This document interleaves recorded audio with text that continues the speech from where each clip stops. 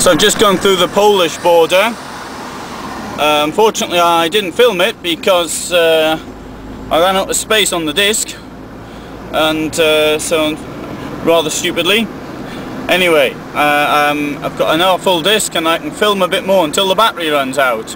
Now this is the motorway going into Poland. It's just started now and I'll probably still be filming by the time it stops. Now we have 674 kilometers to the Belarusian border. You can see the queues of lorries, but they're nowhere near like what they used to be before the European Union. No doubt though, the queues of lorries at the eastern border is a totally different story. I'm extremely happy with this car because it seems to be burning fuel at a rate of 5 litres to 100 kilometers. Maybe not too surprising the speed I drive. There's the police, I think. No, it doesn't make a difference. I've got my lights on. You've got to have your lights on in Poland, so I'm doing that. And I've still got a quarter of a tank left, and the last time I put fuel in it was in Liège, so that's not too bad. Price of fuel for petrol, it costs 4.50, which is €3. No, I'm not saying 4.50 is about €1.30. It's about the same as in Germany. Oh well, that's not so good. And now this is the Polish motorway. This motorway will end about 2 kilometers down the road. Nothing's happened to it. There was some work being done here a few years ago, which really does stand out in my memory. We can see here the scenery is very similar to the scenery on the German side. Obviously there's only a river between them, forests with the road cut between. The road was built by the same people in the 1930s, only the Germans didn't continue it much further in this direction. They had no place to continue it to, unlike in the lands in Silesia, which were taken from Germany at the end of World War II. But then they had places like Wrocław and Katowice, Wrocław and Opola to continue it to. In this case they didn't, so they didn't build it very far. And the motorway will shortly come to an end and then it'll be a normal road. The motorway is being built in this direction, but it won't reach here until the year 2011. So, but it is being built, and that's the main thing. The gap now is only about 100 kilometers.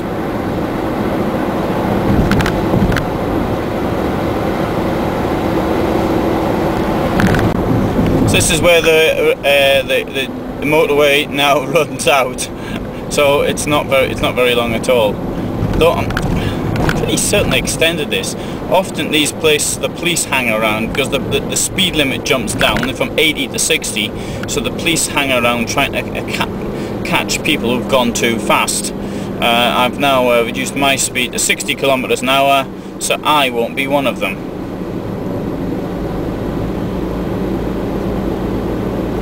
This area of Poland along the along the western border is in fact the area of Poland which is the least densely populated. It's got very large areas of very low population. Even before the war, it wasn't particularly largely populated by the Germans, and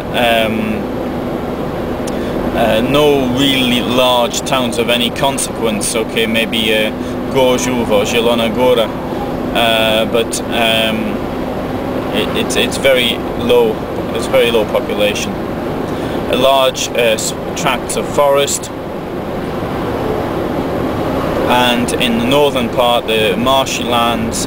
As one author described it, the Black Lakes which stretch from the river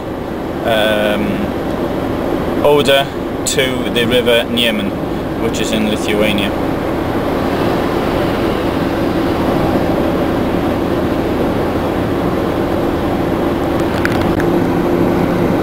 This area may have a low population, but there's no shortage usually of police checking.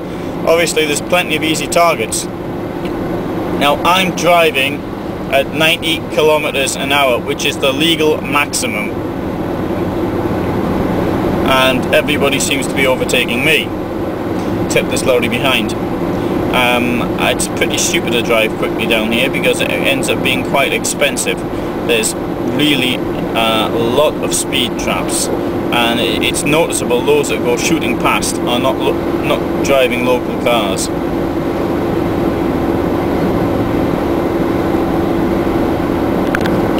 Like many areas, you get the impression that the motorway was to have been built here as well, as though it was already, the land has been prepared. On the left hand side we have the railway line, but in places we also have it's been flattened, and you think that, well, maybe the Germans, when they did this, actually did prepare it for use as a motorway. That certainly is the case in one of the roads which leads south from Berlin in the direction of Silesia. You can see where it was prepared. You can see where the forest has actually reclaimed the motorway, but not for long, because it's now going to be reclaimed by the motorway.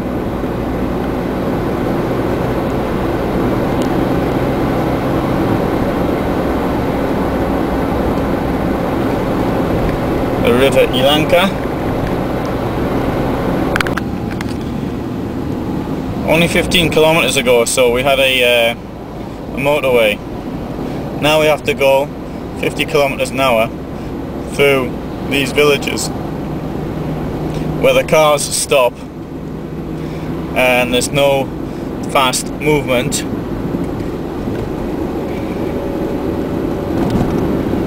But now I see the charm of this. Remember once the road similar to this one, which is on the southern border, was blocked, so we had to go from being on the motorway, we were having to drive down the fields through with mud tracks, because that was the only way to go.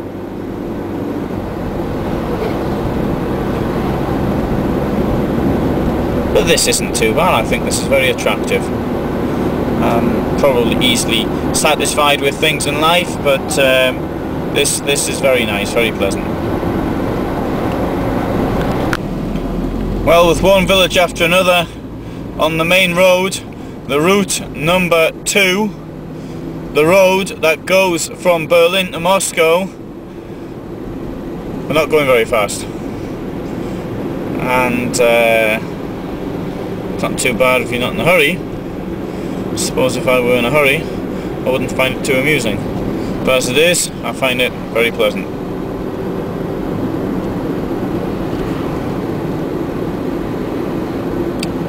And we see ahead of us a road is closed to Gubin, but I'm not going there, so I'm not going to worry about that.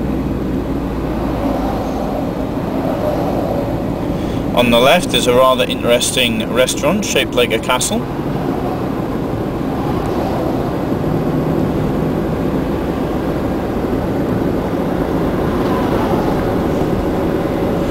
Oh, that's brand new. I remember when they were building that about 12 years ago.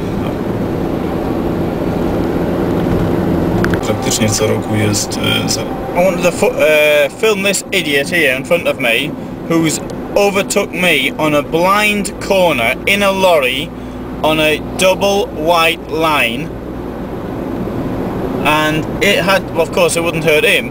Oh, there's also a dip in the road as well to make it even more fun. Obviously it wouldn't have hurt him, but anybody coming in the other direction wouldn't have found it too amusing. The lorry appears to be from the Ukraine, and the registration, if I can get close enough, is, I can't see, it's too far off. There we have it. There's the registration. BB1821KX. I think, yes, that's it. No, it's XX at the end, which of course in Russian is ha ha. There we have it. Hope he's ashamed of himself.